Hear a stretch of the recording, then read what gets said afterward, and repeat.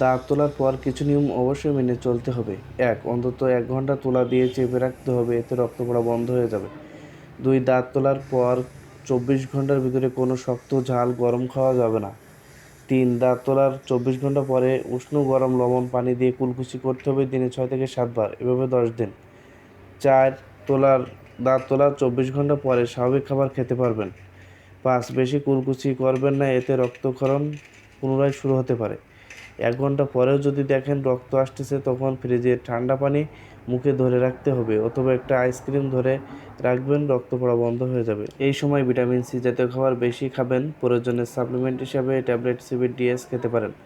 ডাক্তারের পরামর্শ অনুযায়ী মাউথওয়াশ ব্যবহার করতে পারেন। ডাক্তারের প্রেসক্রিপশন অনুযায়ী ওষুধের কোর্স কমপ্লিট করতে হবে। এখানে দাঁতের পুডিং, রুট ক্যানেল, স্কেলিং সহ দাঁতের যাবতীয় রোগের চিকিৎসা করা হয়। ধন্যবাদ সবাইকে। ভালো থাকবেন, সুস্থ থাকবেন।